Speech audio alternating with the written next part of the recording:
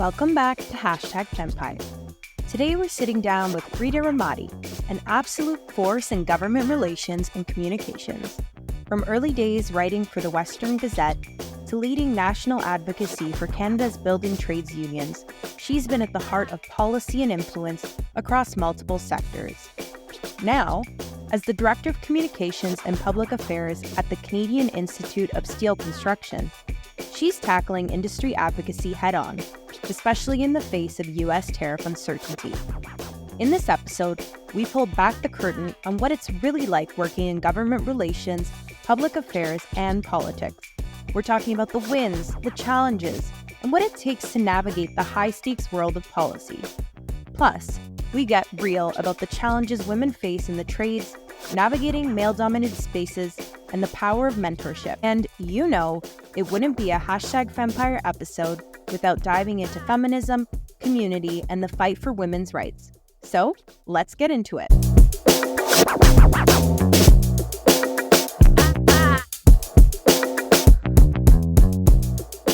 Hello, everybody. Welcome back to another episode of #Fempire. Today, I have Rita Rahmati here, and I'm really excited for this conversation. So, Rita, thank you so much for being here. Thanks so much for having me, Julia. It's great to reconnect with you after a little while.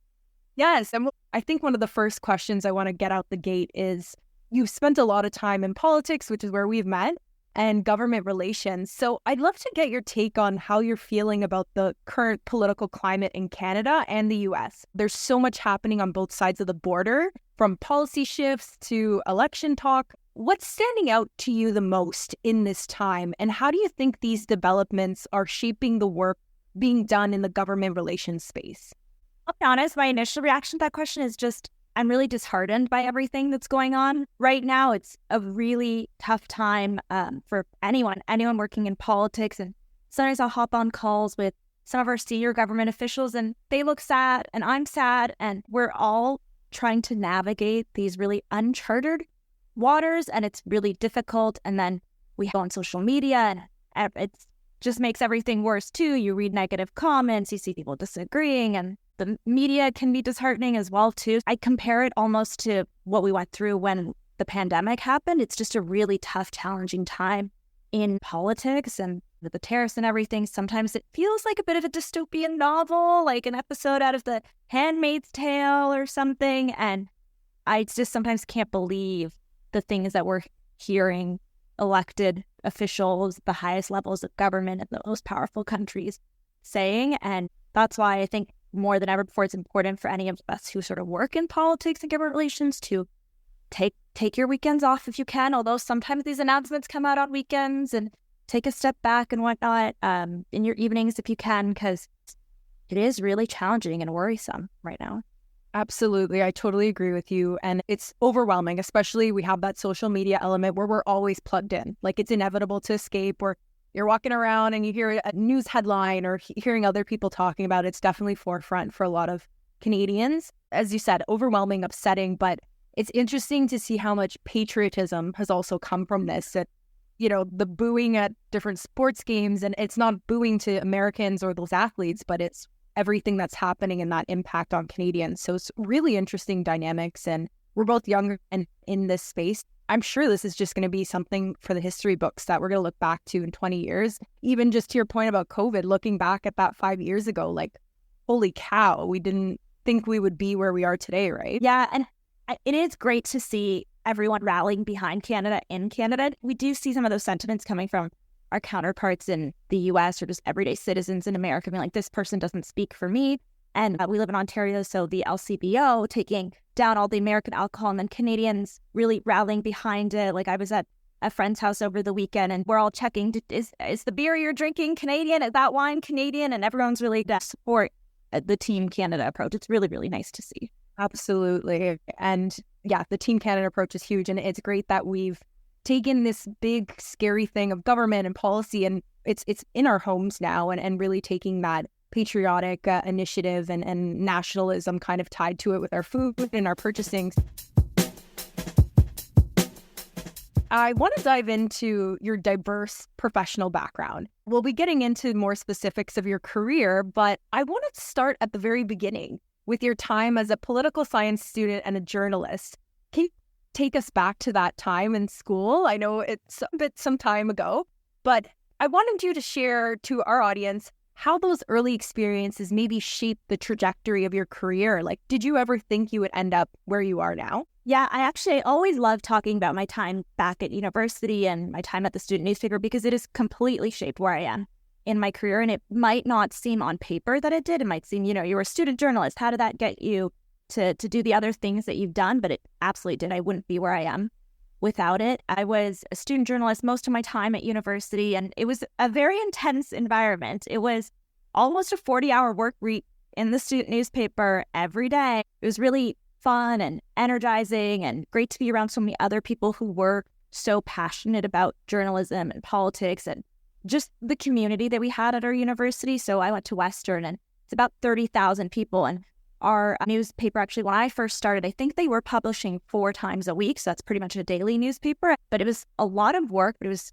super rewarding. And, you got to learn how to work on your toes. I made my copy editing skills really, really good, but teaches you a lot of valuable skills that I think transfer to a lot of different sectors. I would say that I got more value out of being involved in the student newsroom than I did out of even my classes. And I think that sounds crazy. It's like I paid however much money I paid to go to university, but I got more out of essentially a volunteer position than I did out of university. And it directly led to my first big internship, which was in the Prime Minister's office, because actually the director of communication at the time, he had been a student journalist, but he saw that I had an even more senior position than he had at his student newspaper. So he's like, oh, great. Let's hire her. I think that was a big part of it too. So absolutely wouldn't be where I am without it.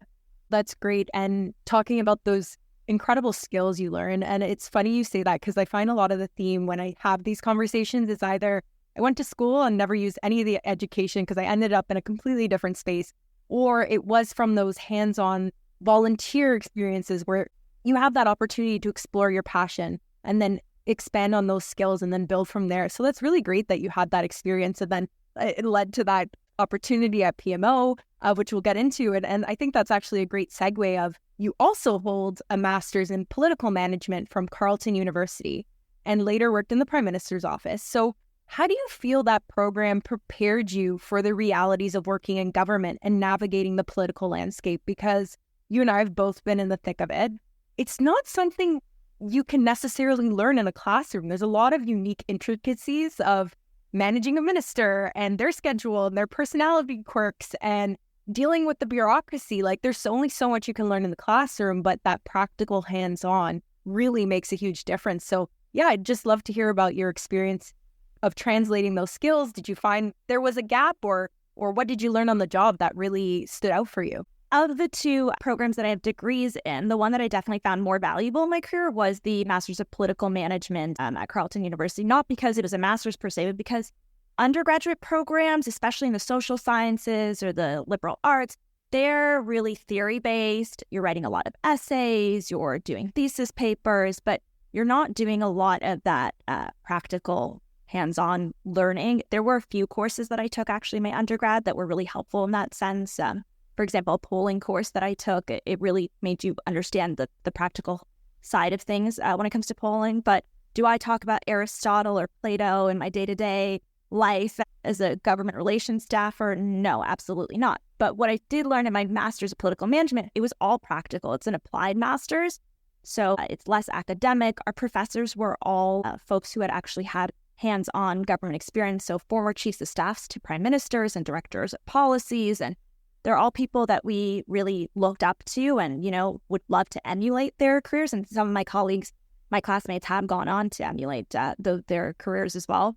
And it would be fun. You have a professor who you just saw on the news talking about something, and then you come into the classroom and they're there teaching you. And it's really neat because you get to talk to them about things that are happening in the real world at that moment. Sometimes I think now that I'm not in school anymore, I wish I could pop back into that classroom just because there's so many chaotic things going on. I'm like, what does happen when a prime minister resigns and then you get a new leader? Does an election get called, or how does that work? And I just know that those are the types of conversations I would have had with that class, and they're really practical, helpful conversations to have and fruitful debates and everything.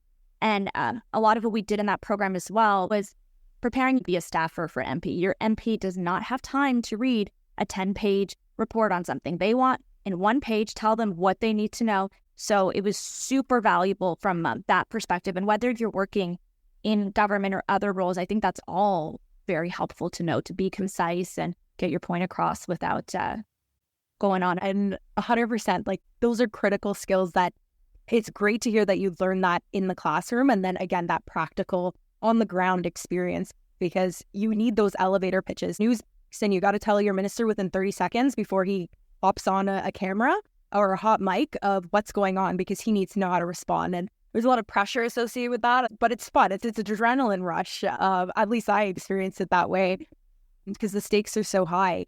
Any fun experiences or memories that stick out to you of working as a political staffer that you wanted to share or that you can share? I should preface that as well. So my time as a political staffer was technically pretty short. It was one internship that I did over a summer, and then I went into my master's program. I think just what I learned was people in political offices are real people. Like, they come in tired and hangry, or, they're sick of what they're seeing on the news too. They're regular people, because coming from the outside, not having actually worked in politics at all before going straight to the Prime Minister's office, I didn't know how things run. And I think I just had this image of everyone in those high-level offices wears these suits that are super serious all the time. And, they're either trying to make life better or make life worse for you. It's like, no, they're regular people, and a lot of them are young and just trying to move ahead in their careers. And they do care and they have passions, but they're normal people. They're no different than anybody else. It was just fun to sort of see that perspective of everything. You worked and represented Canada's building trade unions. With your role there, you were advocating for a huge range of skilled trades, from plumbers, electricians, painters, bricklayers, you name it. It's a big umbrella. And all of these are such critical roles, especially now as Canada's working to build more homes and infrastructure. When you were working there, what gaps did you notice in government policy when it came to supporting these workers and these trades? And what kind of advocacy did you do that led to help strengthen and support the industry? I will say, I do feel that the government was largely supportive of us. Like, everyone was looking to help us. Maybe not every policy was the right policy or needs improvements, but everyone we spoke with across the political aisle was always willing to listen to us, because they did understand the importance of these essential jobs in society. And these are the people building our infrastructure. So I really appreciated that perspective of it, and helped make my job a little bit easier, because it wasn't such a struggle to convince people to at least have a meeting with us or discuss these issues. They were open to it. It was more when you get into the details where some of the challenges and disagreements might arise. So that was very nice. And that's not always the case for all industries, as I've learned. Policy-wise, I think one area that I'd flag that maybe still is a challenge, but has come a good chunk of the way, supports for women in the building trades, women in sort of those hands-on labor jobs. We spoke with a lot of women who talked about challenges with childcare, for example. Childcare, a lot of those programs, they start at 8 a.m. and end at 5 p.m. or 9 to 4, sort of those regular working hours. But tradespeople might have to get on the job at 6 in the morning or stay on the job till 8 p.m. at night. And with all the shortages we had, this is going back maybe 4 years ago, across Canada when it comes to daycare facilities and whatnot, it was really hard for these women to stay in the building trades, given some of the responsibilities. Unfortunately, we all know childcare is the responsibility of both parents, but a lot of times it does fall on the woman and the mother at the end of the day, and that would make some of them have to leave the building trades. And these are really good paying jobs that can help them stay in the middle class and even go above the middle class, So that was always really disheartening to hear those stories, but it was also inspirational, because I would hear about how these women would overcome these obstacles. And it was good to see $10 a day childcare come into place. I've left the industry, probably a year or two after being introduced. I haven't really seen how that's fully been implemented, but policies like that help women get into these really good positions and jobs. And another example of challenges that women face on job sites is the discrimination. And I've heard stories of women who are older and have been in the industry for a long time. And from what I've heard, it's gotten a lot better. Societal views have changed. Companies and leaders have put in measures and policies to try to support women. But of course, there's always more improvements to be made. And then there's challenges that I think people wouldn't even think of, like women not having proper sanitary washrooms on job sites. People don't love going in the porta potties and using urinals and whatnot. And there's been a couple really good campaigns run in different provinces to improve those standards on job sites. I know BC had run a really great campaign called Get Flushed. And it was, you do like a quiz and what kind of toilet are you or something like that. And really fun visuals and like a silly way to get people engaged on something that's actually a really important issue. And unfortunately, those are realities that women in these spaces feel maybe discouraged to go into because they are so male dominated. And I'm sure there has been progress, but there's always still more work to be done. And a few things actually kind of perk up in my mind is, have you watched the show Shameless? I've seen clips, but I never fully watched it. One of the characters, she's a single mom, and she ends up getting into welding because it's good money. Found out she was being paid less than her colleagues, and her manager gave the excuse that it's because she goes and does so many bathroom breaks. So she actually, in this episode, like it's a dark comedy show, but she wears a diaper the whole day and say, see, you can't charge me less now. So it's a comical way, but it also is a reality, but a way to get people engaged in talking about these issues, because it might be ignorance and not being aware of these realities on the ground, or like, even just having your period and being in a porta potty. When I was at the building trades, I didn't oversee it, but my colleague ran the Office to Advance Women Apprentices. So that was a program that was set up to support women apprentices as they're entering the trades, because that's another issue. A lot of women enter the trades, but they leave the trades quite quickly after because it's just not the right conditions and right fit for them. It can be if they have the right access to resources and support. So it was a program that was in place to help these women navigate some of the challenges that they're facing. And sometimes it's enough just to be able to talk with another woman who's gone through the same experiences as you and know that you're not crazy, you're not alone, or here's some tools that they implemented to overcome it, or that it can get better and whatnot. And just having those conversations is really important. Absolutely. Having that community is also a big theme, like the power of community and our voices. And that's part of what inspired me to start this podcast. And I want to uplift other women's voices because, like you said, we're living in a dystopic time. We're seeing scary, scary policies that are pulling back women's rights, whether it be in DEI and having women being able to work in different spaces, reproductive rights, all these things, not to go through the long laundry list. But yeah, and the retention piece is also really important. And it comes to these conversations, and that's really critical. You've worked in diverse industries from, as you mentioned, construction, government, finance, and you're dealing with a lot of different stakeholders and different elements, as we just kind of talked about, all with their own priorities and opinions. How do you juggle diverse interests when it comes to advocacy and communications? That's a really interesting question, because as anyone who's worked in any sort of stakeholder relations role knows, it can be very challenging sometimes to navigate the diversity of opinions.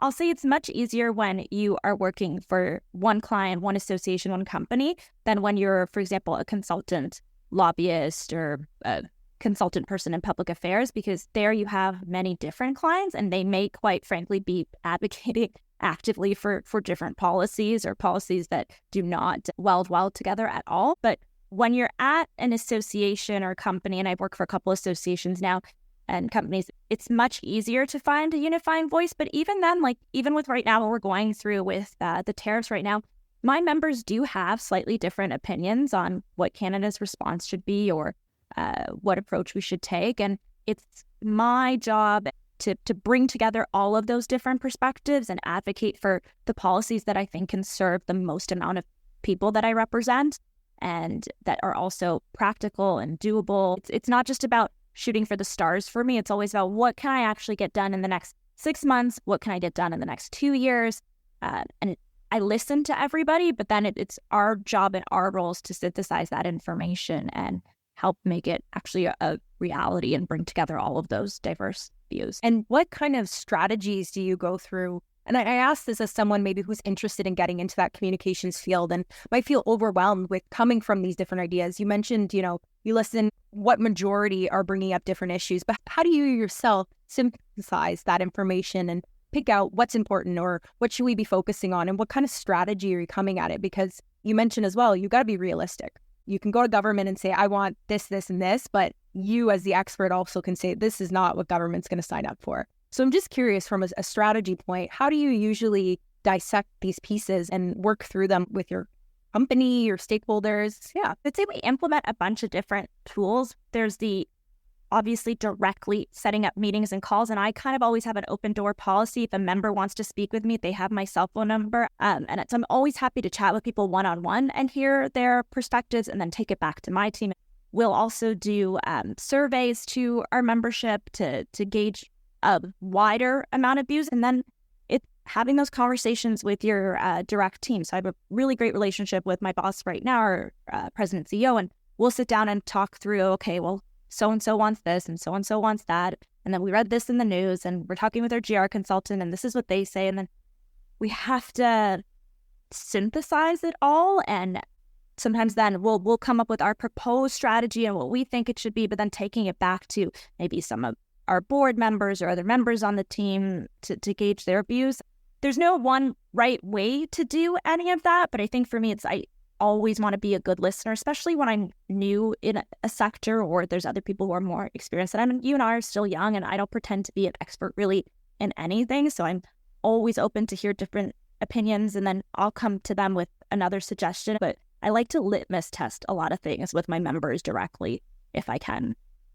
Very well said. So the skills would be being open and not pigeonholing, because I think that's what happens sometimes a lot when it comes to policy is being open to listening to those perspectives. And another podcast I did where we talked about the importance of getting those firsthand on the ground perspectives, because it really changed the trajectory of, again, going back to women's experience on job sites. Without that, you can't build strategy, you can't build communications. So it's really great to hear that you're able to take all this information thrown at you, because it's also not just the voices of what your membership's saying, but you have to do the realities of, like you said, the news and also what's our budget. And there's all these different elements. So really interesting to hear how you juggle that and bring it all together. So that's amazing. Just further to what you just said, you have to be really nimble and versatile in politics and government relations and public affairs. Things pop up that you have no control over. 6 months ago, we didn't know that there would be a provincial election or a federal election. We didn't know that tariffs would be in place. We had a whole different set of priorities, and we had that as a national association, but our members also had different priorities. And then things change, and you have to be willing to adjust and keep it moving. Yeah, adaptability is a huge skill, and you've clearly honed in on that skill. Shifting a little bit at talking more about policy changes, I'd love to hear about some significant policy changes you've maybe contributed to throughout your career, and what did you learn from those experiences? When I was a consultant lobbyist, I got to have my hand in a lot of different pots and contribute a little bit to a lot of different policies. But the one that I'm probably the most proud of is when I was at the building trades, because I got to dedicate almost a full 2 years of my life and my career to it, was the skilled labor mobility tax deduction. So for those who don't know, skilled trades workers often have to travel because it depends on where the infrastructure projects are going to be. The projects don't come to us, but you have to go to the projects, right? And it ebbs and flows. Different regions will have different needs over time. Every few years, there's different cycles and different types of investments in different areas. And the skilled trades people will have to travel there to support those projects. That can be really taxing on them. Like I'd say to anyone who's not in the skilled trades, can you imagine if, every year you have to pick up and move yourself and your family and sort of start your life all over? Or if there's a big project that comes up and it's really lucrative and it may only be for 3 months or 6 months, and everyone knows here in Canada we have winter, so then that takes away a couple months where we're able to really do work out there. But it's hard to pick up and move your lives. So we had heard that this is something that the industry had been advocating for at least 20 years, from what I've heard, was to implement a skilled labor mobility tax deduction. The name changed a couple times, but put some sort of incentive and support forward for these workers who have to move around to be able to provide an income for their families and to build our critical infrastructure. And there weren't really any tax supports in place for them. So we advocated for about 2 years to be like, this is something the industry had advocated for many years, for decades, but we really decided this was going to be our top advocacy priority because it was something tangible, something we thought we could actually get done. It would have a real benefit to our members. Sometimes policies, they're nice to have and they're more on that philosophical level, but this is a policy that you're going to get money back when you file your taxes. That is tangible. And on the more philosophical side, you're going to feel more appreciated by your government because you're going to know that they recognize the hard work and the sacrifices that you and your family are making, and they're going to support you with it. So we put all of our energy, and of course we're balancing other priorities and things came up, but we put a lot of our energy into getting that policy introduced. That was a change to the Income Tax Act. And we ran a letter writing campaign, launched a microsite, social media campaign, press releases, news conferences, lots of meetings with individual MPs on all sides of the political spectrum. And the thing that I'm most proud of with this, I think it's a hopeful part of politics. In politics, a lot of times everyone is constantly disagreeing and fighting, but this is a policy actually all of the major parties got behind. We had it in the NDP platform. We got the Conservatives to commit to it during the election.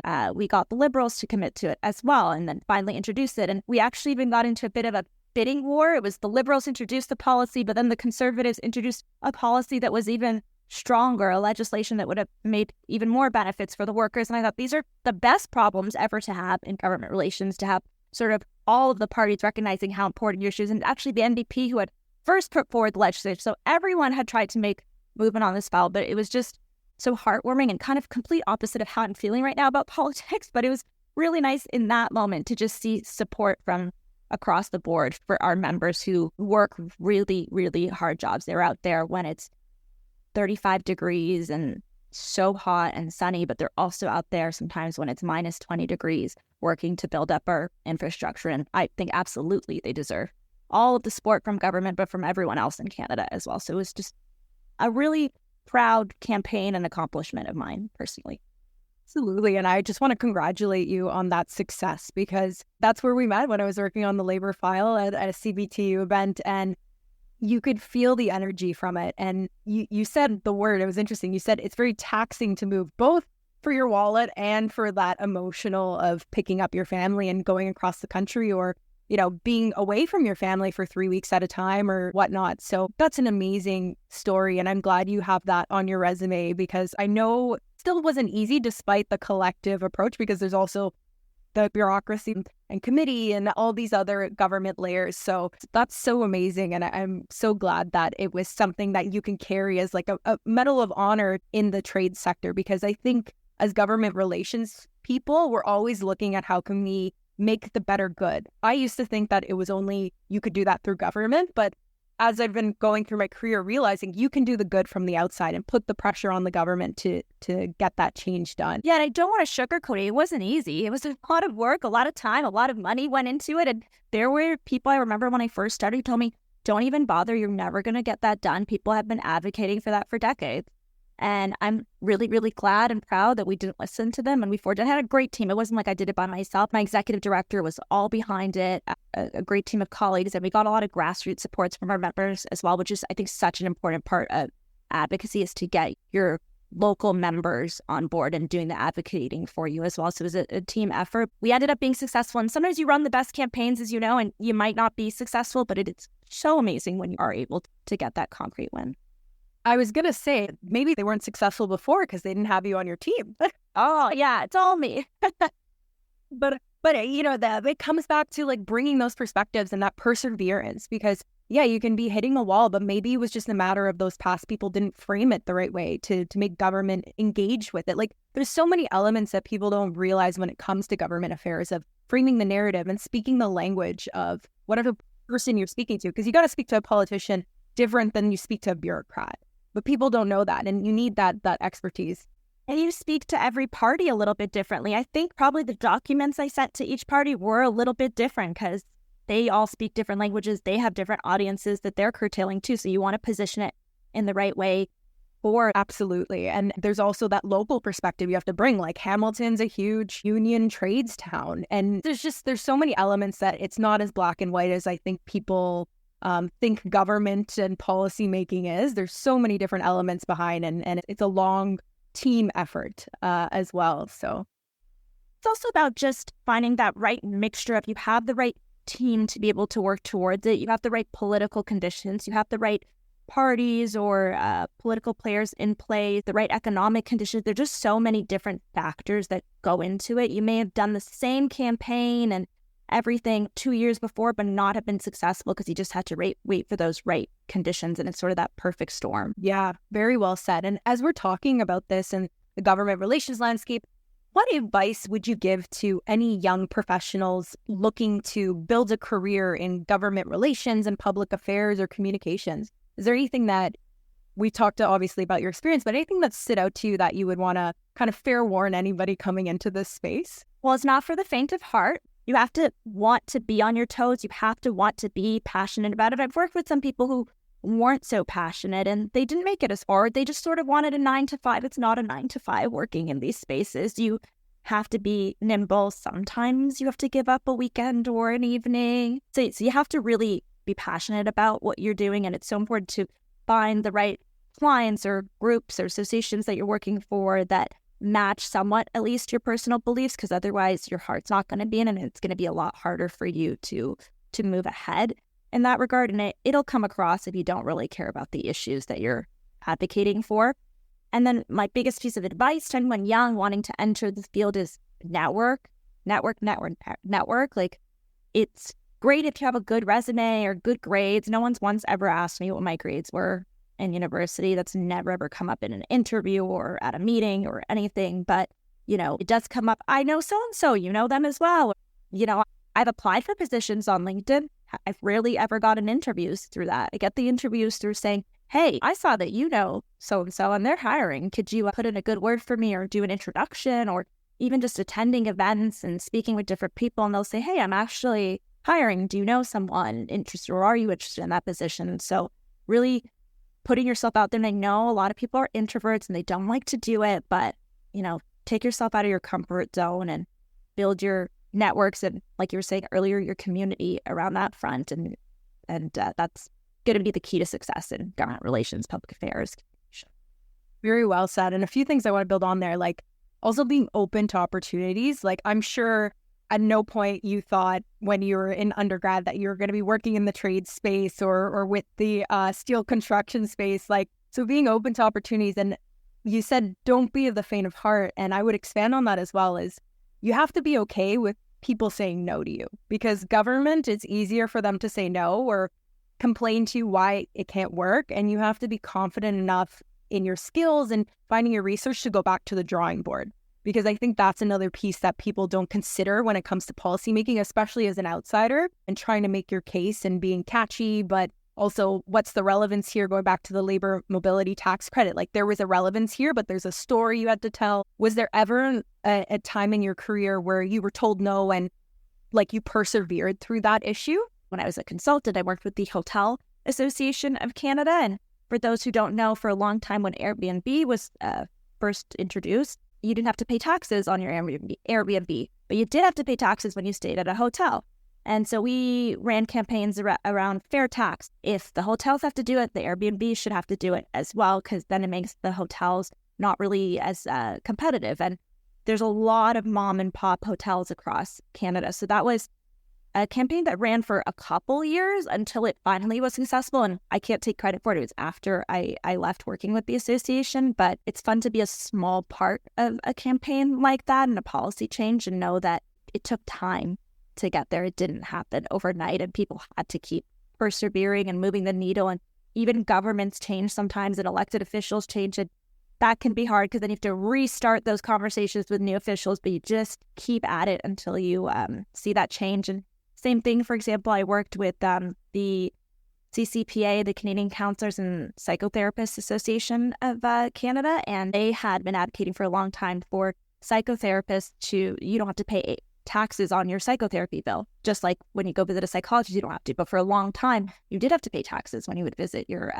psychotherapist. So we ran campaigns with them as well, calling for that sort of support for mental health to help make it more affordable for Canadians to be able to access that vital mental health service. And it was a long time coming, a lot of work, a lot of campaigning until that change happened. You beat me to the punch. I was going to say the same thing, like having to go back to the drawing board just because there's a new government that's in place, or whatever the dynamics are at the time. Like, we knew tariffs were coming, but not to this extent. And the flip-flopping of one day they're on, one day they're off. I didn't know that about the mental health psychologist piece. It makes sense, though. Like, when it comes to that advocacy for associations, it's like we look at the other industry and why aren't we equal? Because that's the weird thing I've personally, when it comes to like policy making, like why is it okay for one industry to like get away with something and not the other? We haven't talked about it too much, but a lot of public affairs also is doing your research and your homework and knowing maybe one jurisdiction does already have a policy in place and you don't have it federally or you don't have it in your province, but you can use that for inspiration to say, well, they're doing it, you should be doing it too. Or, you're doing this for X sector, why aren't you doing it for my sector? Or looking at even what's being done in other countries around the world also can be helpful. Yeah, and that's what it comes down to, good policymaking and doing that comparative analysis, which you clearly have those skills for. So, and you've had that success through your career in different aspects. So that's really amazing to hear. And even going back to the connections piece and networking is, I'm sure you've got friends in related industries and hearing what are they doing and how can we piggyback on it or work together to have that collective voice when it comes to government, because the more folks you can show this is an important issue for, the more likely government's going to hear you and listen to you, right?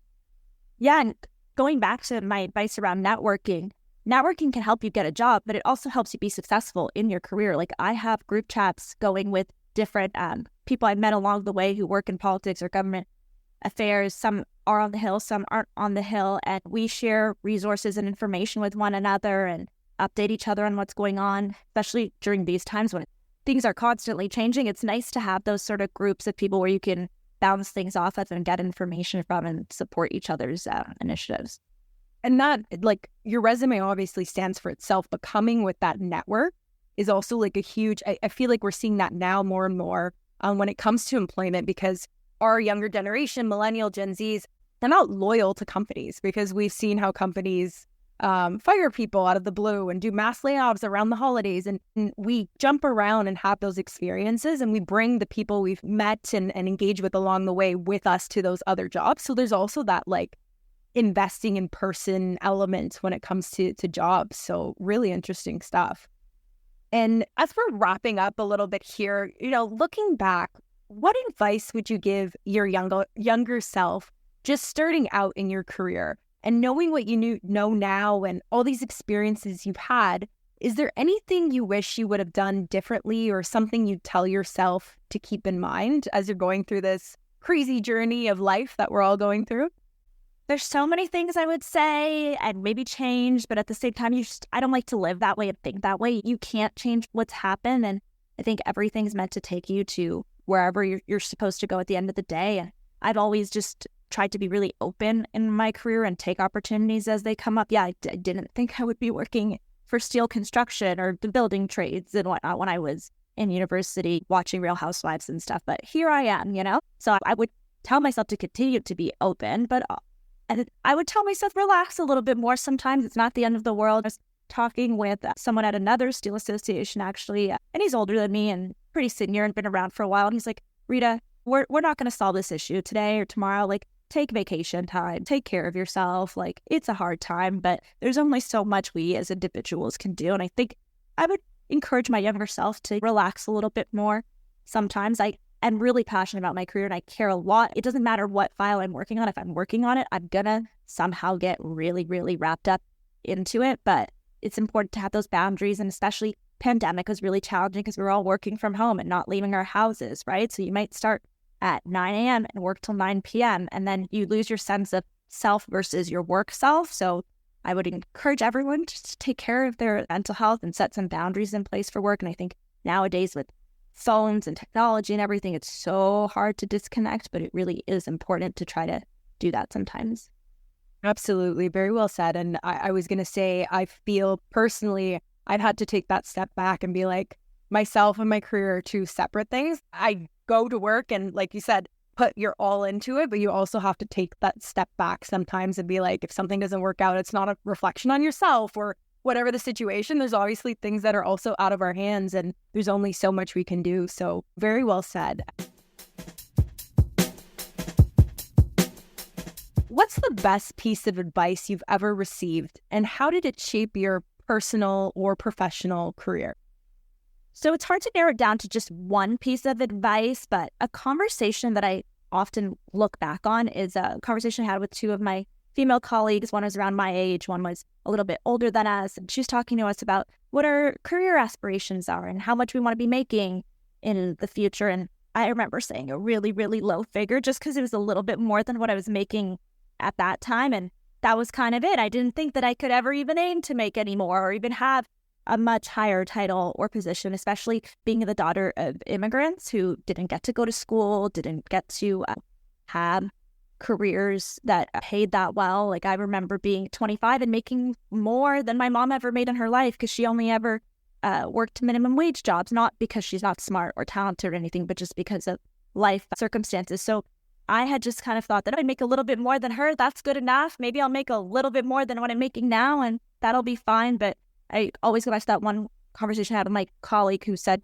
you can aim for more. Absolutely. Like that's preposterous that that's all you're aiming for. And I think I read about it a lot online too, that women especially, and I bring it up, this is the Fempire podcast, but women oftentimes, we just accept the salaries that we're offered and we don't ask for more, or we don't want to negotiate, or women actually don't apply for certain positions because unless you meet every single criteria, you feel like you're just not good enough. But a man with half your skills will apply for it anyway. So I kind of always say to myself, or I did for many years there, think like a man. I want to wake up today and have the confidence of a man. I'm going to ask for that raise. I'm going to ask for that promotion. And being the daughter of immigrants again and being a woman, I think I always have this guilt, like I don't deserve to make this much or I don't deserve to have that position. But it's trying to really push yourself to get out of that sort of headspace. And I'm lucky to have had some really, really kind colleagues along the way who have, motivated me and told me that I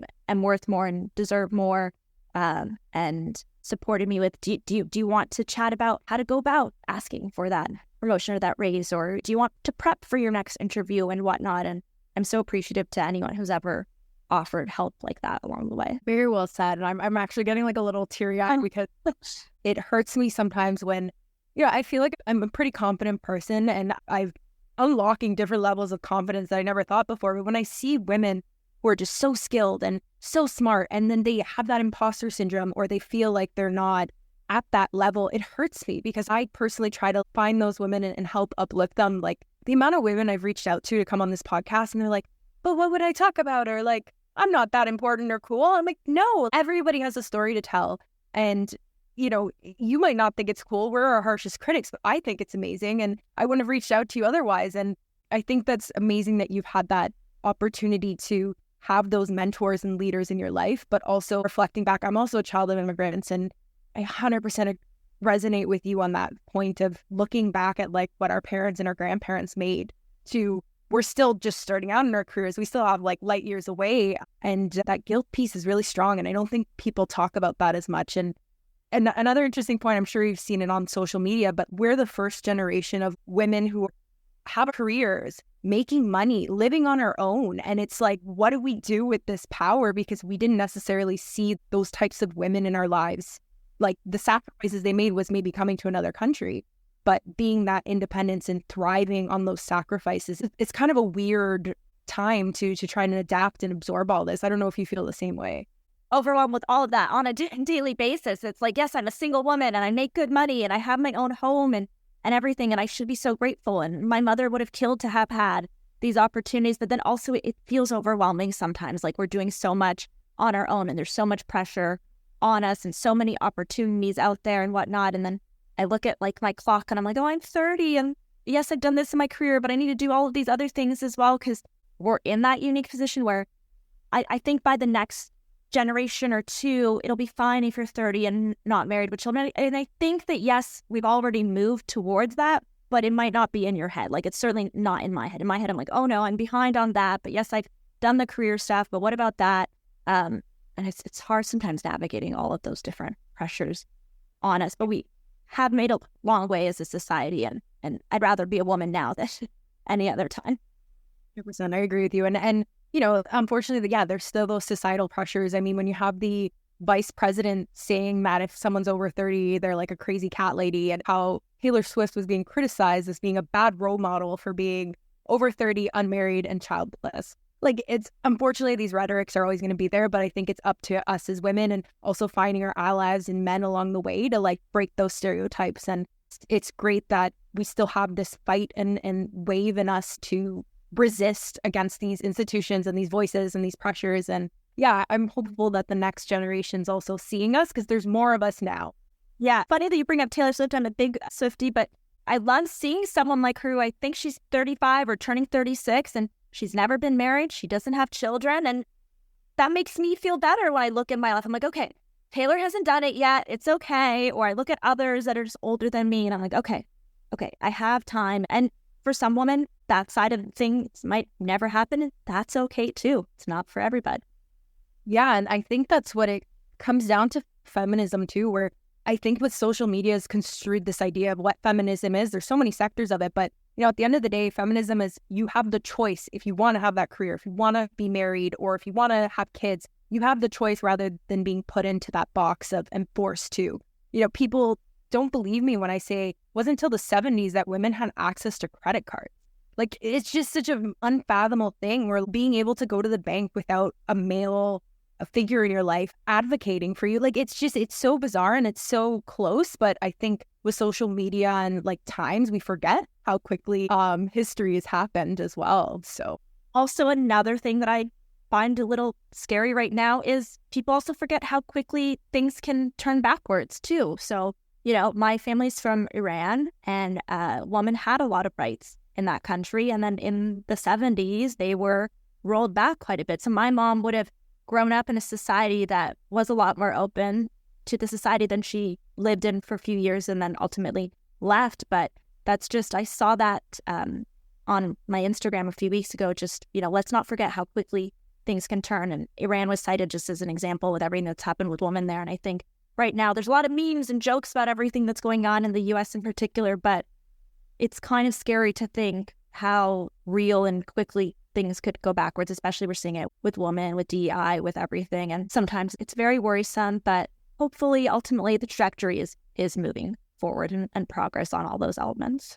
Absolutely. I 100% agree with you. And just linking together and finding our voice and doing advocacy, whether it's professional or in our personal lives, because we have to speak up because, things with the snap of a finger can be rolled back. So not to end on a depressing note. Yeah, we're positive and then not depressing. But Rita, thank you so much for being here and for such a wonderful, rich conversation from your career to feminism and all these amazing pieces in between. But any other closing thoughts you wanted to share with the audience? This was just so much fun to speak about, and thank you for having a platform like this and getting women together to have these conversations. Like these conversations are valuable for women and men. Everybody could benefit from having more conversations like this. So thanks so much for having me on, Julia. Thank you so much. That was Rita Rahmati on #Fempire. And don't forget to join in next week to hear another amazing female guest to talk about her experience. We'll talk to you soon.